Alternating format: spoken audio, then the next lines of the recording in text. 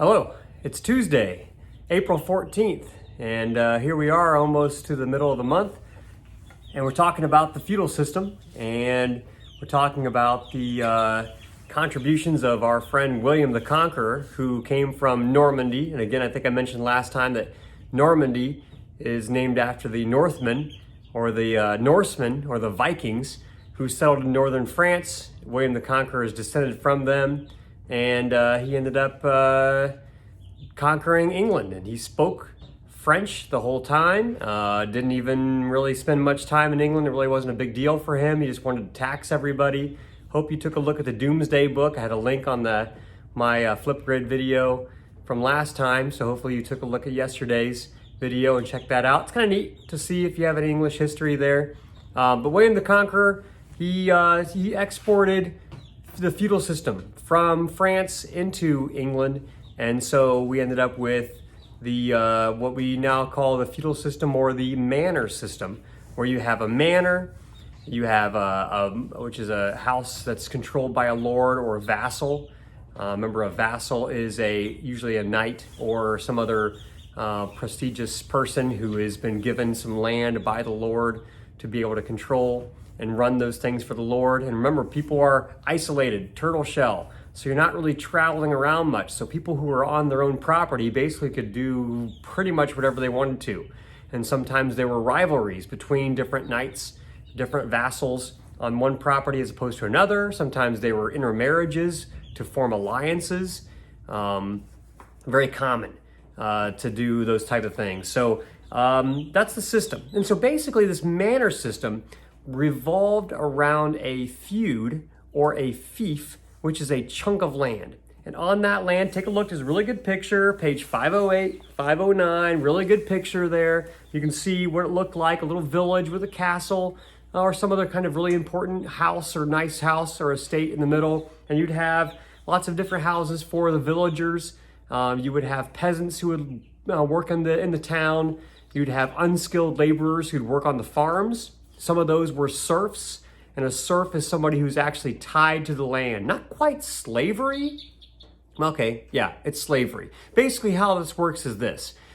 Everybody wants protection. Everybody wants to be safe. So one way to do that is to basically sell yourself, or sort of cause a situation where you sort of become part of the land. And so you are owned by your lord, controlled by your lord. And your lord tells you what to do, how to act, how to behave. You have to get permission to get married. You have permission to even to go into a woods to collect firewood. Sometimes you'd have to pay for that. My name, Freewalt, Freiwald. Wald means woods in German. Frei means free. So literally it's a free woods. So my people probably lived in or near a free woods where they could go and collect firewood without having to pay a lord. But for the most part, you'd have to get permission for that type of thing. So anyway, watch that video. Life in Medieval Europe with Craddock, who looks like he's not even wearing pants through the video. I guess it's the style back then, but it's a good video. It explains how people lived back then. It gives a pretty good idea. So make sure you watch that one today if you haven't already watched that. Write up your 100-word summary and give that to me. If you have a chance to watch the first 5 minutes of the William the Conqueror video, go ahead and do that too. Just the first 5 minutes is plenty good enough for that. But this fief or feud is this chunk of land with usually a large estate known as a manor.